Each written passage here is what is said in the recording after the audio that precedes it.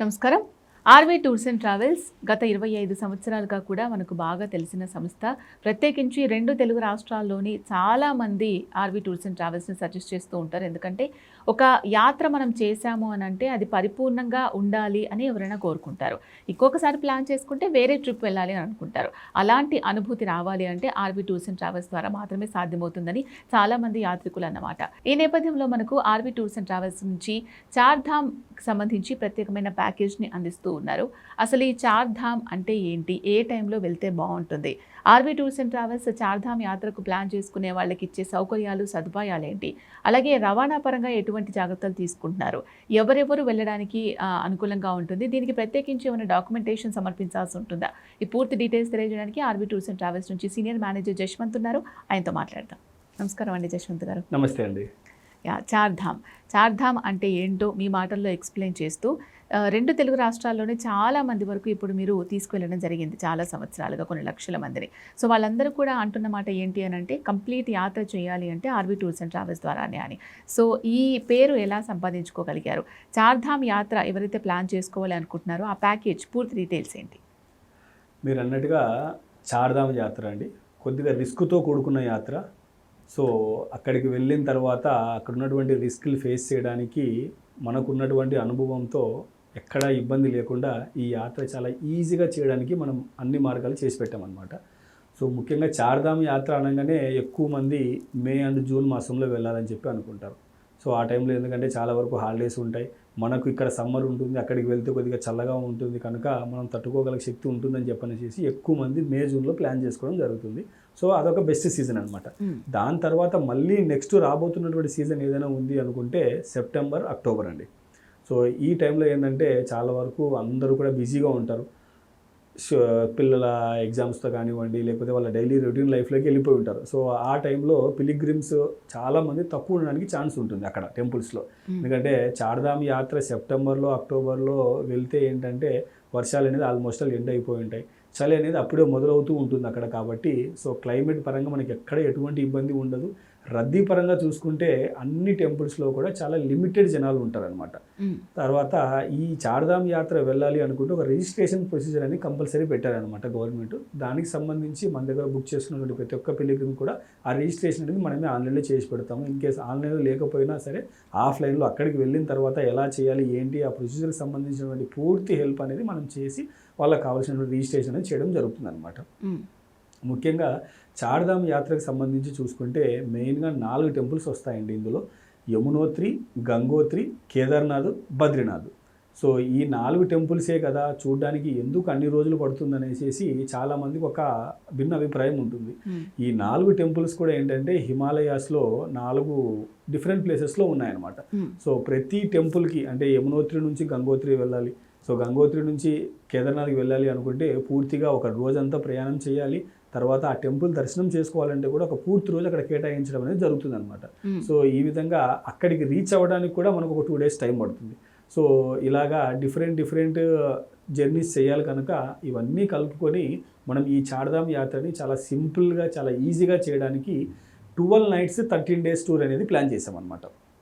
So client ఎక్కడి నుంచి ఉన్నా సరే అప్ టు ఢిల్లీ వరకు మనకు ఫ్లైట్స్ అనేది ఇచ్చేస్తున్నాం. సో ఢిల్లీ వన్స్ రీచ్ అయిన తర్వాత అక్కడ నుంచి మన ప్యాకేజ్ అనేది స్టార్ట్ అవుతుందండి. సో ఢిల్లీ నుంచి కంప్లీట్గా మళ్ళీ రిటర్న్ ఢిల్లీ బ్యాక్ వచ్చేంత వరకు 13 days ఎంటైర్ మొత్తం అంతా కూడా బస్సులోనే ఉంటుందన్నమాట. సో మంచి బస్సెస్ మనం అక్కడ ప్రొవైడ్ చేయడం జరుగుతుంది. అలాగే ప్రతి ఒక్క గ్రూప్తో పాటు ఒక టూర్ మేనేజర్ అనేది వెళ్ళడం జరుగుతుంది అనమాట. అలాగే ప్రతి గ్రూప్తో పాటు మన కిచెన్ టీమ్ కూడా ఫాలో అవుతారు. సో అక్కడికి హిల్ మీదకి వెళ్ళిన తర్వాత మన కంప్లీట్ సౌత్ ఇండియన్ భోజనం అనేది ప్రిపేర్ చేసి ఏర్పాటు చేయడం జరుగుతుంది అనమాట. ఐటనరీ పరంగా చూసుకుంటే కేదార్నాథ్ మనం వన్స్ ఢిల్లీ రీచ్ అయిన తర్వాత ఢిల్లీ నుంచి మనం హరిద్వార్ వెళ్తామండి. ఫస్ట్ హరిద్వార్ వెళ్ళి అక్కడ ఒక 2 nights స్టే ఉంటాం. సో హరిద్వార్లో చూడాల్సినటువంటి మెయిన్ టెంపుల్స్, అలాగే అక్కడ చేయాల్సినటువంటి గంగా స్నానము, అక్కడ చూడాల్సినటువంటి మానసాదేవి, చండీదేవి, అలాగే లోకల్గా ఉన్నటువంటి పవన్ధామ్ టెంపుల్, కన్ఖల్ టెంపుల్, ఇవన్నీ కూడా మనం సైట్ సీయింగ్ అనేది ఏర్పాటు చేయడం జరుగుతుంది. సో ఇలాగా హరిద్వార్ మొత్తం చూసుకున్న తర్వాత మనం ఫస్ట్ ఉన్నటువంటి మొట్టమొదటి ధాము యమునోత్రికి వెళ్తాం. సో యమునోత్రి వెళ్ళిన తర్వాత యమునోత్రి దర్శనానికి మనం 6 kilometers నడిచి కానీ డోలి మీద కానీ లేదంటే గుర్రం మీద కానీ వెళ్ళాల్సి ఉంటుంది. సో కాబట్టి ఉదయం మనం అక్కడికి రీచ్ అవుతే సాయంకాలం మళ్ళీ ఆ దర్శనం చేసుకొనేసేసి మళ్ళీ బ్యాక్ అని వచ్చి ఒక దగ్గర స్టే చేస్తాం. సో ఆ ప్లేస్లో మనం 2 నైట్స్ స్టే ఉంటాం. రానా చెట్టి కానీ శానా చెట్టి కానీ ఎక్కడ మనకు వీలు ఉంటే అక్కడ మనం స్టే చేసి దాని తర్వాత నెక్స్ట్ మనం గంగోత్రి వెళ్తాం. సో గంగోత్రి వెళ్ళడానికి ఉత్తరకాశీలో మనం స్టే చేస్తాం అనమాట. సో గంగోత్రి టెంపుల్కి నేరుగా మనకు వెహికల్స్ వెళ్ళిపోతాయండి. కేవలం ఒక 1 లేదా 1.5 కిలోమీటర్ మాత్రమే నడిచేది ఉంటుంది. సో వెళ్ళి గంగోత్రి వెళ్ళిన తర్వాత అక్కడ గంగామాత దర్శనము, అలాగే ఎవరైనా సరే గంగా నదిలో స్నానం చేయాలనుకుంటే గంగా నదిలో స్నానం చేసి అక్కడ ఏదైనా పూజా కార్యక్రమాలు చేయించుకోవాలనుకుంటే పూజా కార్యక్రమాలు చేసుకొని అక్కడ నుంచి గంగా అనేది మనం బాటిల్స్లో నింపుకొని రిటర్న్ బ్యాక్ మనం ఉత్తరకాశీకి వచ్చేస్తాం. సో దాని తర్వాత ఉత్తరకాశీ నుంచి మనము టువర్డ్స్ కేదార్నాథ్కి వెళ్తాం. సో కేదార్నాథ్ వెళ్ళిన తర్వాత కేదార్నాథ్ దర్శనానికి కూడా మనము 16 కిలోమీటర్లు నడిచి కానీ డోలి మీద కానీ గుర్రం మీద కానీ వెళ్ళాల్సి ఉంటుంది. లేదు మనం ప్రీ ప్లాన్డ్గా ముందుగానే ఒక 3 months before helicopter tickets book చేసుకుంటే సో అక్కడికి వెళ్ళిన తర్వాత మనం హెలికాప్టర్ ద్వారా వెళ్ళడానికి కూడా ఆస్కారం ఉంటుందన్నమాట. బట్ ఈ హెలికాప్టర్ అనేది పూర్తిగా క్లైమేట్ బేస్డ్ ఉంటుందండి. క్లైమేట్ క్లియర్గా ఉండి మనకు ఫ్లై అవ్వడానికి ఎటువంటి ప్రాబ్లం ఉండదు అంటేనే ఈ హెలికాప్టర్స్ అనేది ఫ్లై అవుతాయి అన్నమాట. సో అందుకు కాబట్టి ఎక్కువగా మనం ఈ హెలికాప్టర్స్ మీద కూడా ఇన్సిస్ట్ చేయమన్నమాట గెస్ట్లకి. సో ఆల్మోస్ట్ ఆల్ డోలి మీద కానీ గుర్రం మీద కానీ మన యాత్రికులు అందరూ కూడా వెళ్తారు. సో ఈ కేదార్నాథ్ దర్శనానికి సంబంధించి 16 కిలోమీటర్లు వెళ్ళాలి, మళ్ళీ తిరిగి అదే రోజులో రావాలి అంటే కొందరికి వీలు అవుతుంది, కొందరికి వీలు కాదు. కనుక ఒక ఎక్స్ట్రా డే అనేది మనం అక్కడ ఉంటున్నాం అనమాట. ఎందుకంటే ప్రతి ప్లేస్లో మనం 2 నైట్స్ ఆగుతున్నాం. యమునోత్రి వెళ్ళాం 2 నైట్స్ ఆగాం, గంగోత్రికి వెళ్ళాం 2 నైట్స్ ఆగాం. అలాగే కేదార్నాథ్కు వచ్చి కేదార్నాథ్లో మనం 3 నైట్స్ ఉంటున్నాం అనమాట కింద బేస్ క్యాంప్లో. సో మొదటి రోజు అక్కడికి వెళ్ళి రీచ్ అవుతాము. రెండో రోజు వెళ్ళి దర్శనం చేసుకొని ఎంతమందికి వీలైతే అంతమంది కిందికి బ్యాక్ వచ్చేస్తారు. సో ఎవరైనా కిందికి రాలేని వాళ్ళు ఉంటే పైన స్టే చేసి మరుసటి రోజు కిందికి వస్తారనమాట. సో అందుకు కాబట్టి ఒక పూర్తి బఫర్ డే, ఒక ఎక్స్ట్రా డే అనేది మనం అక్కడ హాల్ట్ అవ్వడం జరుగుతుంది. సో ఎవరైతే దర్శనాలు చేసుకొని రిటర్న్ బ్యాక్ వచ్చేస్తారో సో ఆ ఎక్స్ట్రా డేలో అక్కడ ఉన్నటువంటి సరౌండింగ్ ప్లేసెస్ సంబంధించి త్రిగు నారాయణ కానివ్వండి, గుప్తకాశీ కానివ్వండి, సో ఇలాగా అక్కడ ఉన్నటువంటి టెంపుల్స్ అన్ని కూడా లోకల్గా కవర్ చేయడానికి టైం అనేది దొరుకుతుంది అనమాట. సో దాని తర్వాత అక్కడ నుంచి మనం బద్రీనాథ్కి వెళ్తాం. సో బద్రీనాథ్ కంటే ఒక 20 కిలోమీటర్స్ బిఫోరే పాండుకేశ్వర్ అనే ప్లేస్లో మనం స్టే ఉంటాం.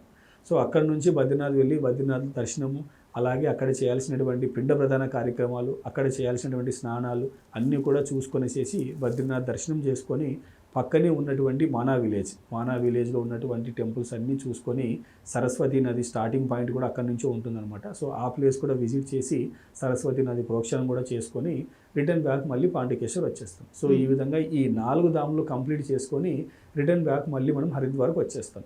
సో ఈ దారిలోనే మనకి పంచప్రయాగలు కూడా ఇందులో ఉన్నాయన్నమాట. సో వాటన్నిటిని కూడా మనం విజిట్ చేసుకుంటూ రిషికేశ్కి వచ్చి రిషికేశ్లో ఉన్నటువంటి సైట్ సీయింగ్ ప్లేసెస్ అన్నీ కవర్ చేసుకొని హరిద్వార్లో హాల్ట్ ఉంటాం. లాస్ట్ డే హరిద్వార్ నుంచి ఢిల్లీకి ఫ్లైట్ అనేది ఉంటుందన్నమాట. హరిద్వార్ నుంచి ఢిల్లీ వచ్చేసేసి ఢిల్లీ నుంచి ఫ్లైట్ అనేది ఉంటుంది. సో ఈ విధంగా 12 nights 13 days ప్రోగ్రామ్ అనేది డిజైన్ చేయడం జరిగింది. విత్ ఫ్లైట్స్తో 68,500కి ఈ ప్యాకేజ్ అనేది ఇస్తున్నామండి. సో ఇందులో ఫ్లైట్స్ 3 times ఫుడ్ వస్తుంది, మంచి అకామిడేషన్ ఉంటుంది, మంచి వెహికల్స్ ప్రొవైడ్ చేస్తున్నాము. ప్రతి ఒక్క గ్రూప్తో పాటు కిచెన్ టీమ్ ఫాలో అవుతుంది, అలాగే టూర్ మేనేజర్ కూడా ఫాలో అవుతారనమాట. ఓకే జశ్వంత్ గారు, చార్ధామ్ యాత్ర గంగోత్రి, యమునోత్రి, కేదార్నాథ్, బద్రీనాథ్ ఇవన్నీ కూడా ఎట్ ఏ టైంలో ప్లాన్ చేసుకోవాలి అనుకునే వాళ్లకు మీరు ఇచ్చే చార్ధామ్ యాత్ర ప్యాకేజ్ వివరాలు పూర్తిగా తెలియజేసినందుకు థ్యాంక్స్ అండి. Thank you. సో విన్నారు కదా, చార్ధామ్ యాత్ర చేయాలి అంటే మామూలు విషయం కాదు, కొంచెం కష్టంగా ఉంటుంది. సో ఆ కష్టాన్ని కూడా సులభం చేస్తుంది RV tours and travels. So Chardham యాత్రకు సంబంధించి మీకేమన్నా ఇంకా డౌట్స్ ఉన్నాయి, క్లారిఫై చేసుకోవాలనుకున్నట్లయితే వెంటనే స్క్రీన్ మీద కనిపించే నెంబర్స్ కాల్ చేయండి. నమస్తే.